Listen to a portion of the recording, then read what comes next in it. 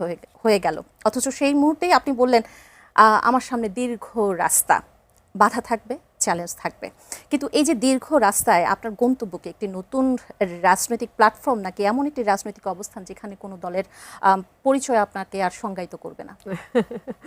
আপনাকে অসংখ্য ধন্যবাদ। আমার রাজনীতিবিদ হয়ে ওঠার একটা যাত্রা, এই যাত্রা শুরু হয়েছিল 2013 সাল থেকে এবং এই যাত্রা এখনো অব্যাহত আছে এবং আমার ধারণা আমৃত্যু এই যাত্রাটা আমার থাকবে। একটা পদ কিংবা একটা সরকারি পদ, যেটাকে বলে মন্ত্রিত্ব বা এমপি, যেই বলেন আপনারা, প্রধানমন্ত্রী, এটার চেয়ে অনেক বেশি গুরুত্বপূর্ণ আমার কাছে একজন রাজনীতিবিদ হয়ে ওঠা, যেটা আমি মৌলানা ভাসানীর হিস্ট্রি পড়তে গিয়ে দেখেছি, যেটা আমি গান্ধীর হিস্ট্রি পড়তে গিয়ে দেখেছি, যেটা আমি সিআর দাসের হিস্ট্রি পড়তে গিয়ে দেখেছি। আমি আসলে একজন রাজনীতিবিদ হয়ে উঠতে চাই, যে মানুষটা মানুষের কথা বলবে। সো আমার কাছে মনে হচ্ছে যে এই যাত্রাটা কঠিন, নিঃসন্দেহে কঠিন, এবং অনেক বেশি বাধা বিঘ্ন মধ্যে দিয়ে যেতে হয়, কিন্তু তারপরেও যখন দিন শেষে খুব সাধারণ মানুষ, একেবারেই সাধারণ মানুষ, যিনি কোনো রাজনীতি করেন না, কোনো দল করেন না, কিংবা একজন বিশ্ববিদ্যালয়ের ছাত্র যিনি হয়তো সরাসরি রাজনীতির সঙ্গে একেবারেই যুক্ত না কিন্তু রাজনীতি সচেতন, তারা যখন আমার কাছে আসেন, তাদের ভালোবাসা ব্যক্ত করেন, আমার কাছে মনে হয় এক জনমে এটা অনেক বড় পাওয়া। দেখুন, ক্ষমতার সঙ্গে ভয় যুক্ত থাকে, আর দরবারের বাইরের মানুষের সঙ্গে ভালোবাসা যুক্ত থাকে। সো আমার কাছে ভয়ের চেয়ে ভালোবাসা সবসময় গুরুত্বপূর্ণ মনে হয়েছে, এবং আমার কাছে মনে হয়েছে যে একবারই ভালোবাসাটা যদি কেউ পায়, তার পক্ষে আসলে ক্ষমতার জায়গায় যাওয়াটা এই ভালোবাসাকে উপেক্ষা করে কঠিন। জি, আপনি বলেছেন বিএনপির দুঃসময়ে আপনি দলের পাশে ছিলেন, এখন বিএনপি ক্ষমতায় আর আপনি দল ছাড়া। সবচেয়ে কঠিন রাজনৈতিক ব্যাখ্যাটি যদি আমি দাঁড় করাই, তাহলে দলের প্রয়োজনের সময় আপনি ছিলেন, কিন্তু ক্ষমতার সময় আপনার প্রয়োজন ফুরিয়ে গেল। এই ব্যাখ্যাটিকে আপনি কিভাবে দেখেন? এটা তো আপনি দিয়েই দিলেন যে দুঃসময় প্রয়োজন ছিল, সুসময়ে প্রয়োজন শেষ সেখানে কোনো হয়ে গেল। আক্ষেপ আছে আপনার? একদম না, একদম না। এবং আমার কাছে সবসময় মনে হয় যে আপনাকে যদি সংসদ সদস্য হতে হয়, সেটা সরকারি দলের সংসদ সদস্য হয়ে আসলে আপনার ঝিমানো ছাড়া পার্লামেন্টে তেমন কোনো কাজ নাই। সংসদ সদস্য হতে হলে এবং কোনো দায়িত্ব ছাড়া, মানে মন্ত্রিত্ব ছাড়া যদি হতে হয়, সেটা সব সময় বিরোধী দলে থেকে হতে হবে আপনাকে। আপনার রাজনীতিবিদ হয়ে ওঠাটা কিন্তু সবসময় বিরোধী দলে থেকে হয়, সরকারে থেকে কখনো রাজনীতিবিদ হওয়া যায় না। কিন্তু আপা, আপনি সবসময় একটি প্রশ্ন রেখেছেন, কয়েকবারই আপনি বলবার চেষ্টা করেছেন যে আপনাকে বলতে দেওয়া হয় না, বা সেই কারণে আপনাকে সময় চাইতে গেলে হয়তো বা একটি সমস্যায় পড়তে হচ্ছে। সেক্ষেত্রে কি আপনার মনে হয় যে আসলে কোনো দলের হলে আপনার ভালো হতো? না, এই সামান্য 1 মিনিট, 2 মিনিট, 5 মিনিটের জন্য কোনো দলের হওয়াটা খুব গুরুত্বপূর্ণ না। আমি যদি পার্লামেন্টে কথা বলতে না পারি, দুঃখজনক, কিন্তু আমি তো এখানে আপনাদের সাথে কথা বলছি। হয়তো আগের মতো এত কথা এখন আর বলি না, আমার টাইম কনস্ট্রেইনের ব্যাপার আছে, আমার প্রফেশনে অনেক দিন পর আমি আবারও ফুল মনোযোগ নিয়ে ফিরে গেছি, সো আমার সেটারও একটা ব্যস্ততা, চরম ব্যস্ততা আছে। তারপরেও তো বলা যায়, চাইলেই বলা যায়। আপনাকে নিয়ে শেখ রুমিন ধরনের রাজনৈতিক ট্যাগও ব্যবহার করা হয়। আগে আওয়ামী লীগের বিরুদ্ধে আপনার কঠোর অবস্থান ছিল, এখন অনেকেই ন্যারেটিভ দেয় যে আপনি আওয়ামী লীগের কোনো অধিকার বা ন্যায্যতার প্রশ্নে কথা বলেন সব সময়। আচ্ছা, রাজনীতিতে একজন মানুষকে সব সময় আমাদের লোক, ওদের লোক, এই যে ট্যাগ দেওয়া বা দুইটি বক্সের মধ্যে রাখা, এর বাইরে কি যাওয়া সম্ভব নয়? এখন শুধু তো রাজনীতি না, এখন বিষয়টি ছড়িয়ে গেছে সর্বক্ষেত্রে। আপনার সাংবাদিকতার জায়গা থেকে যদি আমি বলি, আপনার বক্তব্য যদি পছন্দ না হয়, মুহূর্ত মাত্র লাগবে না আপনাকে তার পছন্দ মতো একটা ট্যাগ দিয়ে দিতে। আজকে আমি খবরে দেখছিলাম রাজশাহীর দিকে, সম্ভবত, আমি এখন চেক করে আরো ভালো বলতে পারবো, আদালত ভাঙচুর হয়েছে, কারণ বিচারক বলেছিলেন লোডশেডিং এর ব্যাপারে সম্ভবত, এবং এই বক্তব্যকে রাষ্ট্রবিরোধী বক্তব্য বলে আদালত ভাঙচুর হয়েছে। সো আপনি বুঝতেই পারেন যে আমাদের মত প্রকাশের স্বাধীনতাটা কোথায় গিয়ে দাঁড়িয়েছে, সংকুচিত। এভরি সিঙ্গল ডে সুপ্রিম কোর্টে এজি অফিসে যারা নিয়োগ পায় নাই বা যাদেরকে বাদ দেয়া হয়েছে, এভরি সিঙ্গল ডে তারা সুপ্রিম কোর্টের সামনে ব্যাপকভাবে সমাবেশ করছে, এভরি সিঙ্গল ডে। এরকম তো ছিল যে আদালত প্রাঙ্গণে আসলে কোনো মিছিল মিটিং করা যাবে না। দেখুন, আমরা না এরকম আসলে কখনো দেখি নাই যে অ্যাটর্নি জেনারেলের অফিসে অ্যাটর্নি জেনারেলের সঙ্গে বাগবিতণ্ডা, হয়তো হাতাহাতি হয়ে তারপরে মানে দুটো ভাগ হয়ে গেছে এরকম আমরা দেখি নাই। আওয়ামী লীগ আমলে আমরা প্রথম দেখলাম ইলেকশন ম্যানিপুলেশন, বারের ইলেকশন ম্যানিপুলেশন, এবং সেটা একেবারে পুলিশ এনে বাইরের লোক এনে এই নোংরামিটা তারা বারে, সুপ্রিম কোর্ট বারে এই নোংরামিটা আওয়ামী লীগ করেছে। এখন আমরা দেখতে পাচ্ছি আরো ভয়ঙ্কর, কোর্টে কোর্টে গিয়ে হুমকি দেয়া হয়, দেখা যায় না সেই হুমকি এজি অফিস থেকে দেয়া হয়, ডিএজিদের আচরণ আমরা কোর্টে কোর্টে দেখি, একটা মানে খুব স্ট্রং একটা যে সার্ভিলেন্সের মধ্যে জজ সাহেবদেরকে রাখা হয় এটা কিন্তু আমরা বুঝি, এবং ওনাদের যে হেজিটেশন একটা রিলিফ দেওয়ার ক্ষেত্রে, ওনাদের যেই চিন্তা যে আচ্ছা এটা এই রিলিফটা দিলে আবার কি হয়, কথায় কথায় অ্যাপেলেট ডিভিশনে গিয়ে ওটাকে স্টে করে দেওয়ার যে চেষ্টা আমরা সরকারের তরফে দেখি, এবং যেই জজ সাহেবটা হয়তো একটু বেশি রিলিফ দিচ্ছেন, যেই জজ সাহেবটা হয়তো প্রো বেঞ্চ মানে লয়ারদের প্রতি সিম্প্যাথেটিক, হ্যাঁ ক্লায়েন্টদের প্রতি সিম্প্যাথেটিক, সঙ্গে সঙ্গে তার বেঞ্চ চেঞ্জ করে দেওয়া, এগুলো তো আমরা দেখছি। সো এগুলো কোনো ভালো বার্তা দেয় না।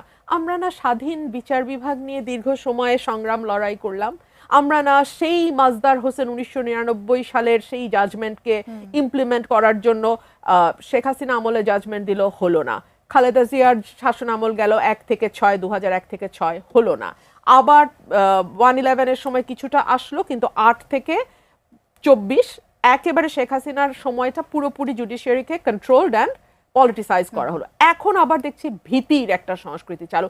সো আপনি আমাকে বলেন যে আমি একজন আইনজীবী হিসেবে, বাংলাদেশের একজন নাগরিক হিসেবে আমার মানে স্যাটিসফ্যাকশনের জায়গাটা কোথায়?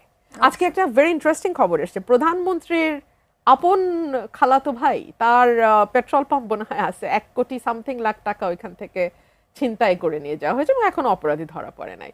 সো এই দেশের ল অ্যান্ড অর্ডার সিচুয়েশন বলেন, জুডিশিয়ারির অবস্থা বলেন, আমাদের এই 5 মিনিটের আলোচনায় তো আমার মনে হয় ইটস ক্লিয়ার।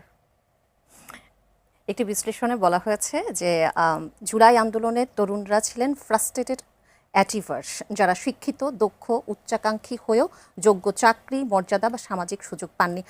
আপনার কি মনে হয় শেখ হাসিনা সরকারের সবচেয়ে বড় ভুল ছিল এই নতুন প্রজন্মের যে মনের ক্ষোভ বা আকাঙ্ক্ষা বুঝতে না পারা? এটা আওয়ামী লীগের যেমন ভুল ছিল, এই ভুলটা কিন্তু এখনো কন্টিনিউ হচ্ছে। আমার কিন্তু মনে হয় না যে এই সরকারও খুব ভালোভাবে আমাদের নতুন প্রজন্মের ভাষা বুঝতে পারছে। এখানে একটা বিরাট ব্যর্থতা, নতুন প্রজন্মের যে মুখগুলোকে আমরা সামনে দেখেছি তাদের, আমি কিন্তু পুরো প্রজন্মকে একদম বলবো না, এই সামনে যাদেরকে দেখেছি তাদের উপরে কিন্তু মানুষ অনেক বেশি আস্থা রেখেছিল।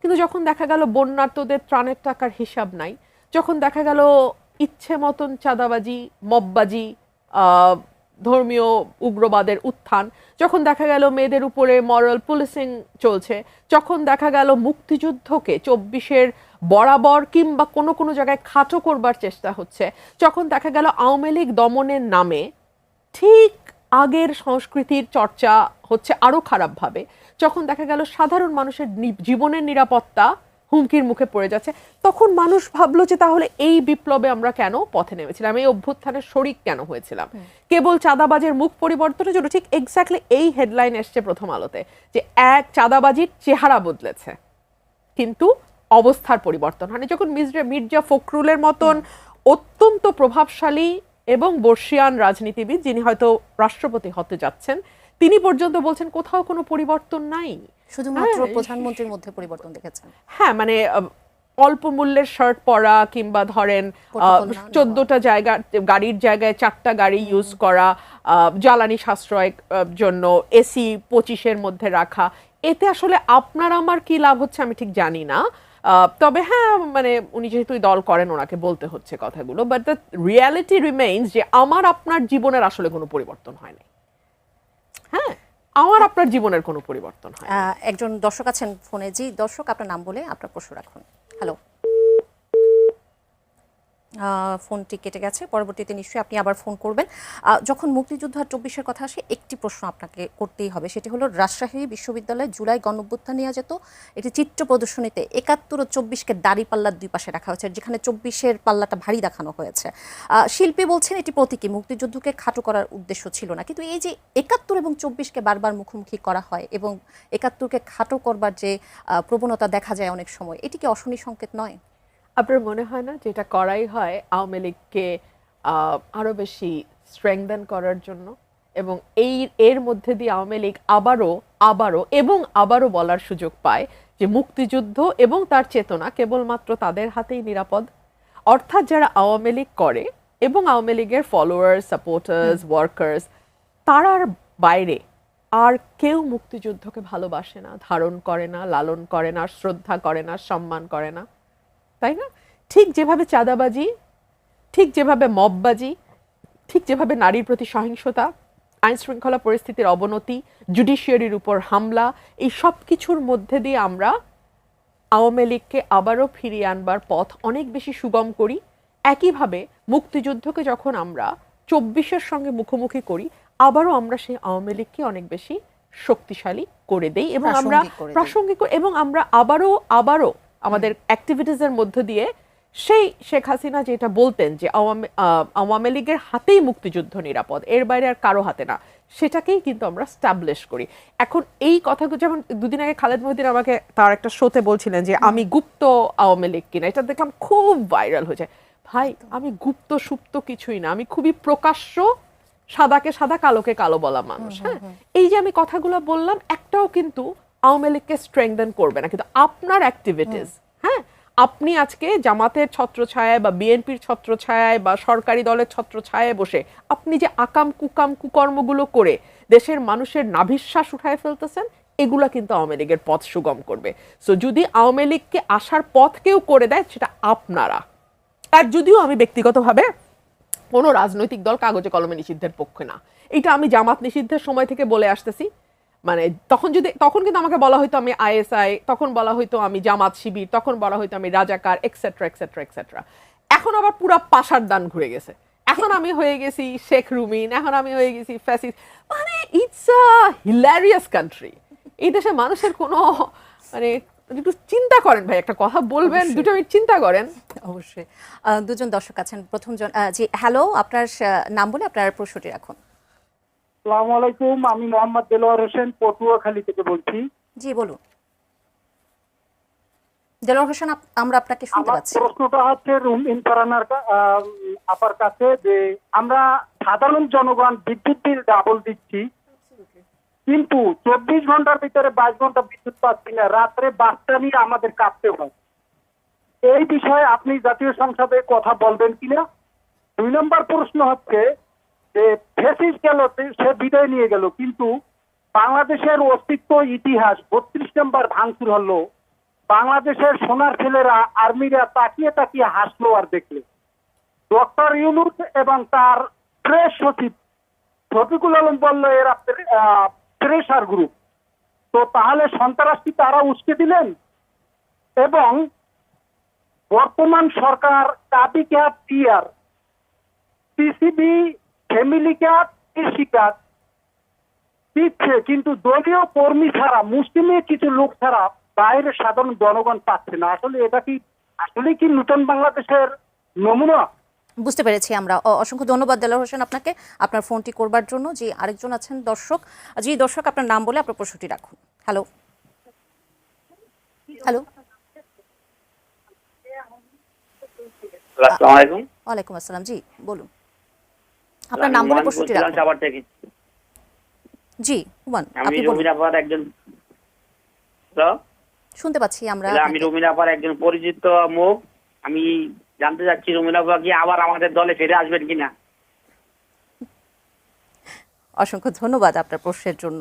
এই প্রশ্নটি দিয়ে আমি শুরু করতে চাই আপনার কাছে, যে এই প্রশ্ন দিয়ে আমি শুরু করেছিলাম সেই প্রশ্ন ঘুরে ফিরে আসছে। এখন যদি বিএনপি থেকে এমন বলা হয় যে আপনি আবার দলে ফিরবেন কিনা, আপনি কি ফিরবেন? ফিরলে তো আমি অন্য স্বতন্ত্ররা যখন চিঠি দিয়েছে আমি চিঠি দিতাম, আমার যদি ফেরার ইচ্ছা থাকতো আমি চিঠি দিতাম। সো ফিরবার আর আমার মনে হয় না কোনো কারণ আছে। আচ্ছা, দেলোয়ার হোসেন সাহেব যে কথাটি বলছিলেন নতুন বাংলাদেশ, আমি সপ্তাহে 3 দিন গ্রামে থাকি, এইবার আরো লম্বা সময় 5 দিন ছিলাম। যাদের বাসায় আইপিএস নাই তারা কিন্তু বুঝতে পারে লোডশেডিং কাহাকে বলে, কত প্রকার ও কি কি। 10 থেকে 12 ঘন্টা, সামটাইমস ইভেন মোর কারেন্ট থাকে না, এবং বলা হয় যে তার ছিঁড়ে গেছে। মানে আশুগঞ্জের, মানে আমি আমার এলাকায় বলছি, বিদ্যুৎ কেন্দ্রের কোনো সমস্যা হয়েছে এক্সেট্রা এক্সেট্রা, কিন্তু দ্য ফ্যাক্ট রিমেইনস 12 থেকে 14 ঘন্টা, 10 থেকে 12 ঘন্টা বিদ্যুৎ থাকে না। লোডশেডিং। এক। জি। দুই হচ্ছে ফ্যাক্ট রিমেইনস, মানুষের 2 গুণ 3 গুণ 4 গুণ পর্যন্ত বিদ্যুৎ বিল গত 2 মাসে বেশি এসছে। এখন পর্যন্ত সরকারের তরফে আমরা কোনো জবাব শুনি নাই। ফ্যাক্ট রিমেইনস, 2001 থেকে 2006 যিনি বিদ্যুৎ প্রতিমন্ত্রী ছিলেন এবং যার কারণে সরকারকে ভয়াবহ ইমেজ সংকটে পড়তে হয়েছে, সেই মন্ত্রী ইকবাল হাসান মাহমুদ টুকুকে এখন ফুল মিনিস্ট্রি দেওয়া হয়েছে। ফ্যাক্ট রিমেইনস, এই মন্ত্রী জ্বালানি তেল যখন ভয়াবহ সংকট চলছে, এই লোক প্রতিদিন সংসদে দাঁড়ায় বলছে কোনো সংকট নাই জ্বালানি তেলের। এই লোক প্রতিদিন সংসদে দাঁড়ায় বলছে আমাদের উদ্বৃত্ত তেল আছে। এই লোক প্রতিদিন বলেছে জ্বালানির দাম বাড়বে না। এরপরে যখন ঠিকই 125 টাকার অকটেন 145 টাকা হলো, অমনি আমরা দেখলাম লাইন গায়েব হয়ে গেল। এই লোক যখন ফুল মিনিস্টার, তখন একবার যেমন জ্বালানি তেলের সংকট হলো, এরপর আরম্ভ হলো গ্যাসের সংকট। এবং এমনই গ্যাসের সংকট যে গত 15-20 দিন কোনো চুলা জ্বলে নাই। আমি ঢাকার এলিফ্যান্ট রোডে থাকি, 15 দিন কোনো চুলা জ্বলে না। আমি মাটির চুলায় রান্না করেছি এবং এরপর আমি সিলিন্ডার খেয়েছি, কারণ আমার বাসা পুরনো বাসা, এখানে গ্যাস লাইন আছে। এই গ্যাস লাইনে তো গ্যাস ছিলই না, আমাকে সিলিন্ডারে গ্যাস ইউজ করে চলতে হচ্ছে। রিসেন্ট 2-3 দিন হলো গ্যাস এসছে। এবং সরকার বলেছে যে একটি সমস্যা হয়েছে, আপনি জানেন। অ্যাবসলিউটলি। কিন্তু আমার প্রশ্ন হলো, সমস্যা গ্যাস বিদ্যুৎ এগুলো হচ্ছে মানে একেবারে একেবারে ভয়াবহ প্রয়োজন। মানে আমি আমার বাসার প্রয়োজনের কথা বলছি না, যেই ফ্যাক্টরিটা বন্ধ হয়ে গেল, যেই ফ্যাক্টরি থেকে 500 সামথিং লোক ছাঁটাই হয়ে গেল, এই খবরও তো আপনারা নিশ্চয়ই দেখেছেন যে কিছু কারখানা লোক ছাঁটাই করে দিয়েছে, কারণ তাদের প্রতি সেকেন্ডে উৎপাদন ব্যাহত হচ্ছে। এই মন্ত্রীর কারণে 1 থেকে 6 সরকার ডুবেছিল। এখন আমি দেখি এই মন্ত্রী, যাকে খাম্বা মন্ত্রীও বলা যায়, এই খাম্বা মন্ত্রী এখন বলতেছেন বসুন্ধরার মতো কিছু অলিগার্কের হাতে তেলের ইয়েটা তুলে দেবেন, বিপিসি কে সরিয়ে এটা বেসরকারি খাতে উনি দিয়ে দেবেন। উনি সামলাতে পারবেন? কিছু অলিগার্ক আওয়ামী লীগ পুষেছিল এবং আওয়ামী লীগকে তার প্রাইস পে করতে হয়েছে। এবং আপনাকে মনে রাখতে হবে, অলিগার্ক পুষতে গিয়ে আওয়ামী লীগ কিন্তু অন্তত সংকট সামাল দিয়েছিল। 2001 থেকে 6 যে ভয়াবহ বিদ্যুৎ সংকট, আপনার আমার দুজনেরই কিন্তু যথেষ্ট বয়স হয়েছে ওই সময়টা মনে রাখার। হ্যাঁ, আমরা কেউ ভুলে গেছি বিষয়টা তেমন না। সো এই 1 থেকে 6 যে ভয়াবহ সংকট তৈরি হচ্ছিল, আমরা তো দেখলাম যে 8 হাসিনা ক্ষমতায় আসার পরে কুইক রেন্টালের মাধ্যমে হ্যাঁ বিদ্যুৎ বিল অনেক বেশি আসছে, কিন্তু অ্যাটলিস্ট ওই লোডশেডিং থেকে মানুষ বাঁচছিল। আজকে যদি আমি বলি, এই যে কুইক রেন্টালের হাজার হাজার কোটি টাকা আমাদের গচ্চা, এটার পিছনে তো এর আগের সরকারের ব্যর্থতা দায়ী। আগের সরকার যদি এরকম মিজারেবলি ফেল না করতো, তাহলে তো আওয়ামী লীগকে ক্ষমতায় এসে এইভাবে যথেচ্ছ দুর্নীতি করে নিজস্ব লোকদেরকে কুইক রেন্টাল দিয়ে এই 15 বছর এত টাকা ইনকামের সুযোগ দিতে পারতো না। এখন শুনি এই খাম্বা মন্ত্রী ইকবাল হাসান মাহমুদ টুকু, তিনি নাকি বেসরকারি করে দেবেন তেল। আপনি আমাকে বলেন, সিলিন্ডারের দাম গ্যাস বলেছিল যে সরকার নির্ধারণ করবে, 1800 টাকার সিলিন্ডার কত টাকা দিয়ে কিনতে হয়? তেল পারবে সরকার নিয়ন্ত্রণ করতে? এবং যখন যেই মুহূর্তে তেলের দামটা বেসরকারি খাতে চলে যাবে, তাদের নিয়ন্ত্রণে চলে যাবে তেল, সেই মুহূর্ত থেকে আপনি মনে রাখবেন বাংলাদেশের ব্যবসা বাণিজ্য থেকে শুরু করে সাধারণ মানুষের জীবন পর্যন্ত পুরোপুরি জিম্মি হয়ে যাবে, সরকার জিম্মি হয়ে যাবে কয়েকটা গ্রুপের হাতে। সরকারের পক্ষ থেকে বলা হচ্ছে যে 10 বছর মেয়াদী জ্বালানি খাতকে নিয়ে তারা দীর্ঘমেয়াদী পরিকল্পনা করছেন। সেই পরিকল্পনা আপনি কি মনে করেন যে সেটি কত বাস্তবায়িত হবে? আমি জানি না সরকার কি পরিকল্পনা করছে, কারণ আমরা তো আসলে খুবই সরকার প্রধানের মুখ থেকে তো আমরা রোজি অ্যান্ড ফ্লাওয়ারি কথাবার্তা ছাড়া কোনো কাজের কথা তো আসলে ওভাবে শুনি না। সো আমি বলতে পারবো না সরকারি কি পরিকল্পনা। আমাদের বিদ্যুৎ মন্ত্রী কি কিছু বলেছেন যে তাদের কি পরিকল্পনা? আমি জানি না তাদের জ্বালানি নিয়ে কি। সেক্ষেত্রে এই প্রশ্ন যখন আসে, তখন 180 দিনের একটি চ্যালেঞ্জ ছিল বর্তমান সরকারের। সেই 180 দিনের চ্যালেঞ্জে বিভিন্ন মন্ত্রণালয়ের যারা দায়িত্বপ্রাপ্ত রয়েছেন তাদের জন্য কতটুকু চ্যালেঞ্জিং হবে, বিশেষ করে যদি এটাকে আপনি ধরেন? 180 দিন নিয়ে, আচ্ছা আমি একটা নিউজ আজকে দেখতে আসছিলাম, পুরনো নিউজ, এটা আমি সংসদে কথা বলেছি। 100 দিনের খতিয়ান, 100 দিনের রিপোর্ট টিআইবি বলছিল 605 জন খুন 100 দিনে বিএনপি রিপোর্টেড, 3500-র উপরে নারী নির্যাতন, ধর্ষণ এরকম কাছাকাছি 2-2500। সো এই হলো সরকারের খতিয়ান। চুরি ছিনতাই মানে একেবারে দৃষ্টিকটুভাবে বেড়েছে। এটা ছিল তাদের আইন শৃঙ্খলার রিপোর্ট। এবার আসেন বিদ্যুৎ জ্বালানি খাত, কারণ এগুলো খাতগুলো খুব গুরুত্বপূর্ণ খাত। বিদ্যুৎ জ্বালানি খাতে আসেন, বিদ্যুৎ থাকে না 10-12 ঘন্টা, বিল আসে ডাবল ট্রিপল, গ্যাস নাই দীর্ঘ সময়।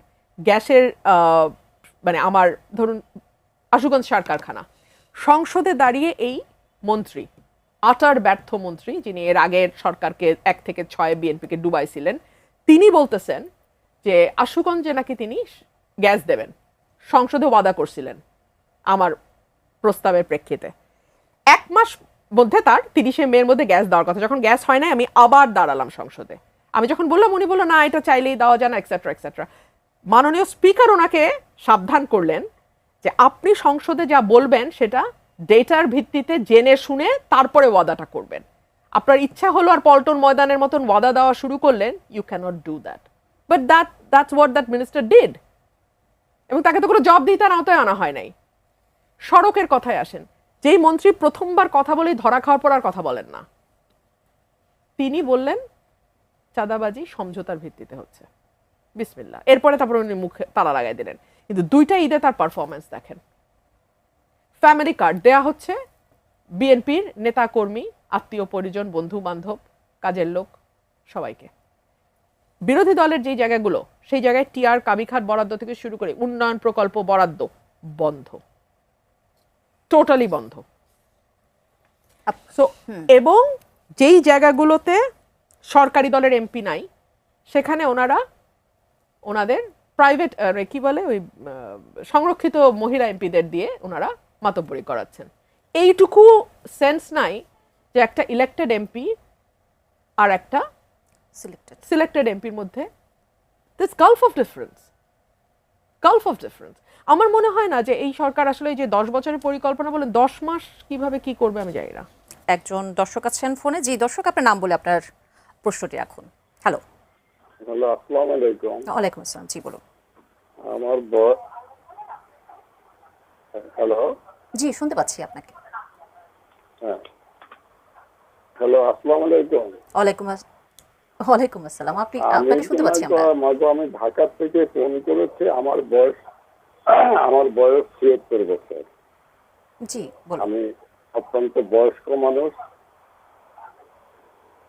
স্বাধীনতা সংগ্রাম, জাসদের উত্থান, ৯১ সংগ্রাম, ২৪ সংগ্রাম সবকিছু চোখে। কিন্তু আমার প্রশ্ন হইল, এই যে জুলাই সনদ করে আজকে ৩-৪ মাস যে অবস্থা আপনারা সৃষ্টি করছেন, আমরা সাধারণ মানুষ কি পেলাম এই জুলাই সনদ থেকে? এই জুলাই সনদ এদেশের মানুষের জন্য কি দিয়ে গেছে? বর্তমান ক্রাইসিস, বিদ্যুৎ নেই, গ্যাস নেই, বাজারের অবস্থা যে অবস্থা, আমরা কিভাবে চলি?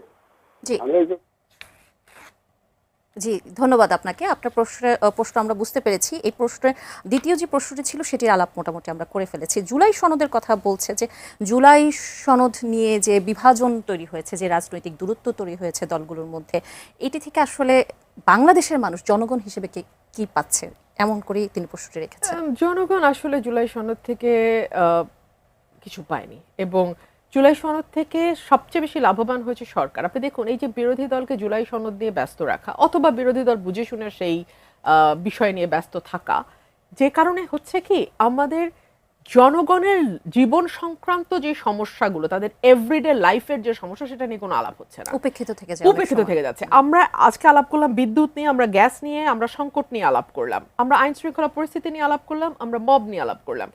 কিন্তু দেখা যাচ্ছে এইগুলোর কথা আপনি যখন বলতে যাবেন, তখন ঠাস করে প্রধানমন্ত্রীর সাদাসিধা জীবন নিয়ে কথা বলা হচ্ছে।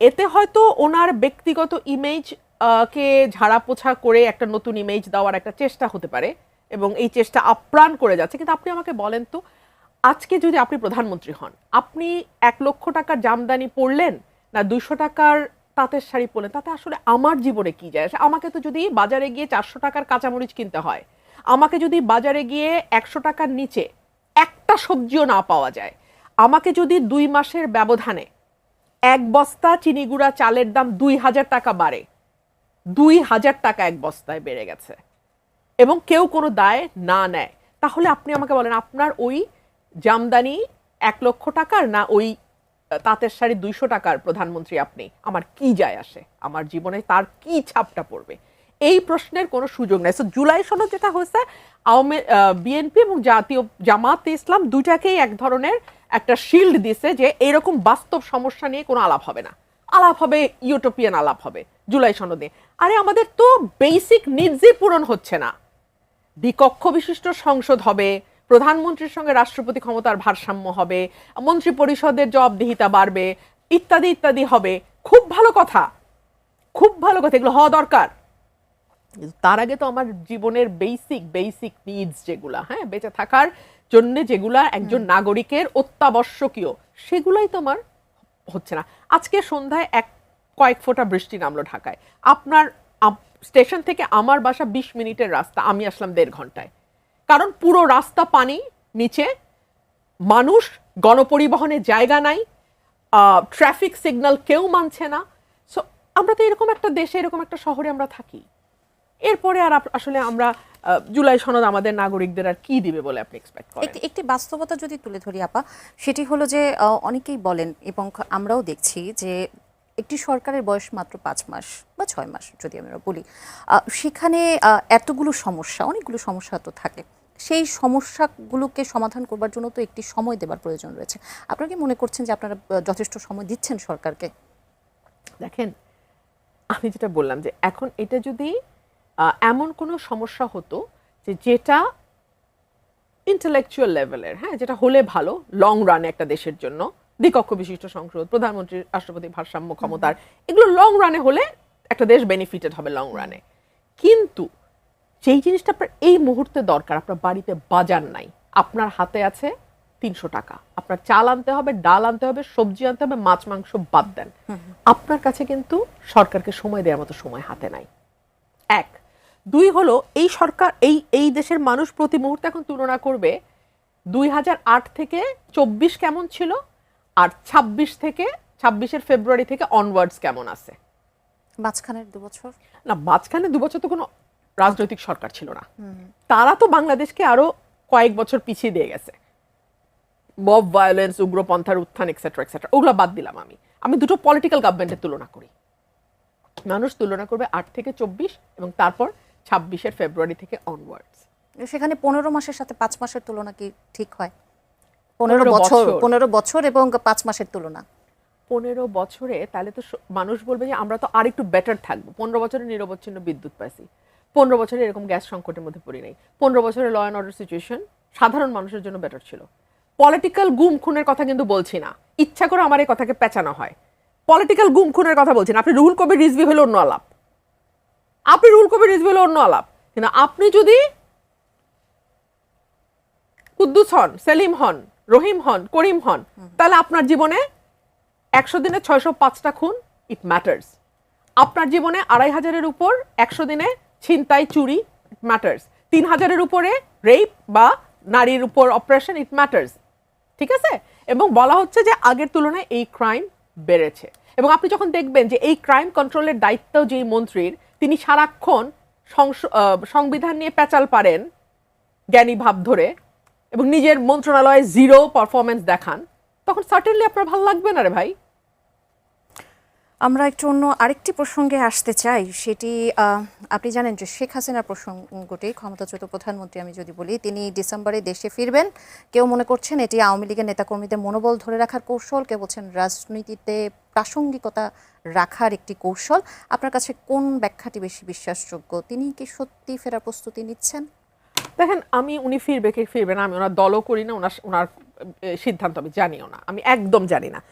আমি শুধু এটুকু চিন্তা করি, একটা রিজনেবল পার্সন ওনার জায়গায় যদি কেউ থাকতো, যার পরিবারের লেগেসি আছে পলিটিক্যাল, যার হিস্ট্রি আছে পুরো পরিবারকে হারানোর, যার সরকারি সার্ভ করবার এবং বিরোধী দলে সার্ভ করবার লং হিস্ট্রি আছে, যিনি 36 বছর, না কবে 81 থেকে শুরু করে 26 অনওয়ার্ডস 46 বছর আওয়ামী লীগের সভাপতির দায়িত্বে যিনি আছেন, এত বড় একটা রাজনৈতিক দল, এবং যার পরিবার কেবলমাত্র 2 সন্তান নয়, যার পরিবার আওয়ামী লীগের গোটা পরিবার। সো তাকে যদি মানে তার এই হিস্ট্রিটাকে জারি, মানে তার এই যে এই 46 বছরের যাত্রা এবং তার আগে তার পরিবারের যে যাত্রা, এটাকে যদি ধরে রাখতে হয় তাহলে তাকে ফিরতে হবে, সিম্পল।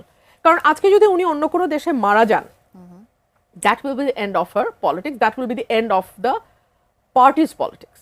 সো এইটা খুব ভয়ানক যে তার বাবার রাজনৈতিক দল, তার রাজনৈতিক দল, তার এই রাজনৈতিক দলটার পেছনে দীর্ঘদিনের এই পরিশ্রম, দণ্ড মাথায় নিয়ে তিনি আসবেন। আমার ইকুয়েশন তাই বলে। আচ্ছা, সেখানে যদি আপনি যদি নীতি নির্ধারকের জায়গায় থাকতেন এবং ডিসেম্বরে যদি তিনি সত্যি ফিরে আসতেন, আপনার কৌশল কি হতো? আপনার প্রথম অগ্রাধিকার কি হতো তাকে নিয়ে? Law will follow its own course, absolutely তাই। ওনাকে আইনের মুখোমুখি হতে হবে, ওনাকে বিচার ফেস করতে হবে, ওনাকে বিচারের মাধ্যমেই ওনাকে যেতে হবে, এর বাইরে আর দ্বিতীয় কোনো রাস্তা নাই। আরেকজন দর্শক আছেন ফোনে। জি দর্শক, আপনার নাম বলে আপনার প্রশ্নটি রাখুন। হ্যালো, আসসালামু আলাইকুম, আমার নাম শোয়েব, আমি ঢাকা থেকে বলছি।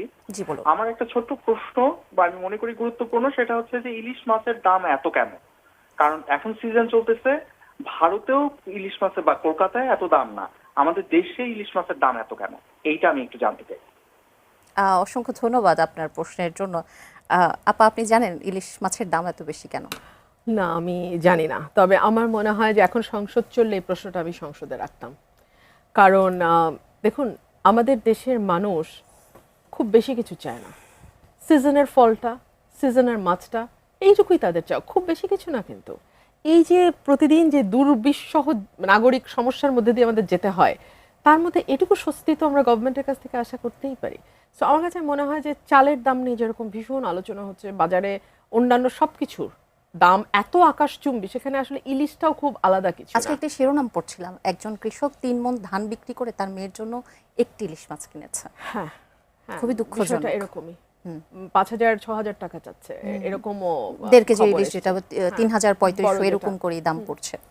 So that is dangerous. জি, আমি একটু প্রসঙ্গে ফিরতে চাই। আজ প্রধানমন্ত্রীর সঙ্গে ভারতের হাইকমিশনারের বৈঠকে বাংলাদেশ ভারত সম্পর্ক এগিয়ে নিতে সহায়ক পরিবেশ তৈরির উপর জোর দেওয়া হয়েছে।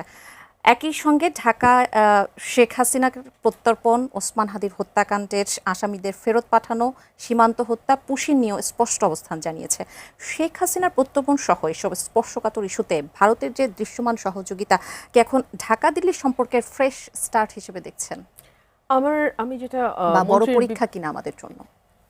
মন্ত্রীর বিবৃতি আমি যেটা দেখলাম, সেখানে আওয়ামী লীগের সভানেত্রী এবং ওসমান হাদির ব্যাপারে যে গুরুত্ব দেওয়া হয়েছে, পুশ ইন বা ইয়ের ব্যাপারে, সীমান্ত হত্যার ব্যাপারে খুব বেশি কথা হয়নি আমি দেখলাম। এবং মন্ত্রী নিজেই বলছে হ্যাঁ অল্প কিছু কথা হয়েছে। আমার কাছে মনে হয়েছে শুধু তো পুশ ইন বা সীমান্ত হত্যা না, আমাদের গঙ্গা চুক্তি রিনিউয়ালের ব্যাপার আছে, তিস্তা সহ 42টা অভিন্ন নদীর পানির ইস্যু আছে, ভিসা ইস্যু আছে, এবং for the first time Bangladesh ভারতের ইতিহাসে এবার কিন্তু একজন মন্ত্রী আমাদের হাই কমিশনার হয়ে এসছেন। সবসময় আমরা জয়েন্ট সেক্রেটারি, অ্যাডিশনাল সেক্রেটারি লেভেলের আমলা, ক্যারিয়ার ডিপ্লোম্যাট যারা, তারা আসেন। ফর দ্য ফার্স্ট টাইম একজন পলিটিশিয়ান এসছেন, এবং আমার কাছে মনে হচ্ছে এটা অত্যন্ত সিগনিফিক্যান্ট। এখন এই বিষয়টি সরকার কিভাবে হ্যান্ডেল করবে এটা সরকারই জানে। এবং যে দাওয়াত এবং দীনেশ ত্রিবেদী আসার পরে কিন্তু 1 মাসের উপরে পার হয়ে গেছে, তারপরে কিন্তু প্রধানমন্ত্রীর সঙ্গে আজকে ওনার প্রথম বৈঠক হয়েছে, 1 মাসের উপরে হয়েছে প্রথম বৈঠক। সো আমার কাছে মনে হয় যে সরকারকে আরো মানে বুঝে শুনে পা ফেলবার একটা ব্যাপার আছে। বিকজ আপনি তো এত বড় প্রতিবেশীর পাশে আছেন এবং চাইলে তো প্রতিবেশী পাল্টাতে পারবেন না। এর মধ্যে যতটুকু সম্ভব দ্বিপাক্ষিক স্বার্থ যতটুকু সম্ভব আদায় করে নেওয়া, সেটাই বুদ্ধিমানের হবে। কারণ যখন আপনার মানে জ্বালানি সংকট হবে, তখন ভারতের কাছেই আপনাকে গিয়ে হাত পাততে হচ্ছে, কিংবা কাঁচামরিচও ভারত থেকেই নাকি আসছে। সো এই যখন অবস্থা, তখন আমার মনে হয় যে গভর্নমেন্ট অফকোর্স বুঝে শুনেই ইয়ে করবেন। এবং প্রধানমন্ত্রী হিসেবে না হলেও বিমস্টেকের সভাপতি হিসেবে তো উনি সম্ভবত ভারতের যাওয়ার ব্যাপারে একটা আলোচনা হচ্ছে, দেখা যাক। কিন্তু সিদ্ধান্ত এখনো হয়নি। এই ক্ষেত্রে এই যে অনিশ্চয়তা, এই যে এটিকে আমাদের পক্ষ থেকে একটি অনেক স্পষ্ট একটি বার্তা কিনা যে আমরা আসলে সমতায় বিশ্বাস করি, আমরা আসলে আমাদের কূটনীতিটা অনেক শক্ত, সেই বার্তাটিও কি পৌঁছায় কিনা? ওয়েল, সেই বার্তা যদি আপনি দিতে চান, তাহলে আসলে ট্রেড এগ্রিমেন্ট নিয়ে আমেরিকার সাথে আপনাকে তো সংসদে আলাপ করতে হবে। সেই বার্তা যদি আপনি আসলে দিতে চান, তাহলে তো আপনাকে আমেরিকার 250 বছর পূর্তি আপনার সংসদ ভবনে হইতে পারে না। সেই বার্তা যদি আপনি আসলেই দিতে চান তাহলে তো আপনাকে মাথায় রাখতে হবে বিমস্টেক মানে শুধু ইন্ডিয়া না, বিমস্টেক মানে হচ্ছে সেই সাথে আরো বেশ কিছু দেশ এর সঙ্গে যুক্ত। তো সব কিছু মাথায় রেখেই চীন, রাশিয়া, আফ্রিকা, সাউথ আফ্রিকা বোধহয় সম্ভবত, if I am not wrong, but চীন, Russia is there for sure. তো এগুলো চিন্তা করে আসলে আপনাকে সিদ্ধান্ত নিতে হবে। সেক্ষেত্রে দীনেশ ত্রিবেদী যেটি বলেছেন যে দুই দেশের শীর্ষ নেতৃত্ব সরাসরি বসলে অনেক সমস্যা সমাধান হতে পারে, আজ তিনি যেটি বলেছেন। এবং এই প্রেক্ষাপটে যদি বলি, বাংলাদেশ ফার্স্ট নীতির ভিত্তিতে ঢাকা দিল্লি সম্পর্ককে সেই জায়গায় নেওয়া কি সম্ভব কিনা, যে বন্ধুত্ব সহযোগিতার যে জায়গাটা মানে এটা থাকবে, ছাড়া আপনার হাতে আর কি অপশন আছে? আমি তো আসলে অপশনও খুঁজে পাই না। হ্যাঁ, যেখানে মনে হয় কিনা যে ভারতের প্রধানমন্ত্রী এবং আমাদের প্রধানমন্ত্রী বসলে, যেটি দীনেশ ত্রিবেদী বলছিলেন যে অনেক সমস্যার সমাধান হবে। নিশ্চয়ই আমি মনে করি অফকোর্স ওয়াই নট। এবং একই সঙ্গে আমাদের এটাও মনে রাখতে হবে যে আমাদের 2 বছর তো আমরা খুব স্ট্রংলি আমরা আলাপ শুনেছি, দিল্লি না ঢাকা, কিংবা ধরুন সেভেন সিস্টার্সকে নিয়ে নেওয়া, কিংবা ধরুন মানে অনেক রকম আলাপ আমরা শুনেছি। বাট ভিসা ওপেন হতে না হতে যখন একদিনে কয়েক লক্ষ ভিসা আবেদন পড়ে যায়, তখন তো আসলে ভাববার অবকাশ আছে যে বাংলাদেশের মেজরিটি পিপল তারা আসলে কি চাচ্ছে। হ্যাঁ, সো আপনাকে তো আসলে গুটি কয়েক মানুষ বা গুটি কয়েক গোষ্ঠী দেখলে হবে না, আপনাকে পিপলস ভয়েসটাও শুনতে হবে, পিপলস ডিজায়ারটাও দেখতে হবে। সো ওইটাও আমাদের মনে হয় মাথায় রাখতে হবে। আচ্ছা, আমরা যদি বলি এই কয়েকদিনের আলাপে, যেটি রাষ্ট্রপতি নির্বাচনের যে আলাপটি রয়েছে, যে জামাত নেতৃত্বাধীন 11 দলীয় জোট অলি আহমেদকে এবং বিএনপি থেকে মির্জা ফখরুল ইসলাম আলমগীরের মনোনয়নের কথা বারবার শোনা যাচ্ছে। আপনার কি মনে হয় যে নিশ্চিত পরাজয় জেনেও যখন 11 দলীয় জোট একজনকে প্রার্থী দিলেন, সেটি আসলে কি বার্তা দেয়? না, ঠিক আছে, উনি দাঁড়িয়েছেন, ঠিকই আছে। এটা আনকন্টেস্টেড হওয়ার চেয়ে কন্টেস্টেড হলেই তো ভালো। হ্যাঁ, আমি এভাবেই দেখি। আর বর্ষিয়ান রাজনীতিবিদ মির্জা ফখরুল ইসলাম আলমগীর এমন একজন ব্যক্তি, দল মত ভিন্ন মত থাকতেই পারে রাজনীতিতে, কিন্তু ওনাকে শ্রদ্ধা করেন না এমন মানুষ আসলেই পাওয়া দুষ্কর। এবং আমি যেটা দেখছিলাম সামাজিক যোগাযোগ মাধ্যম ঘুরে, যে মোটামুটি সকলেই চাচ্ছেন যে উনি যেন প্রেসিডেন্ট হন। সো ওনাকে আগাম শুভেচ্ছা জানাচ্ছি যে উনি হয়তো আমাদের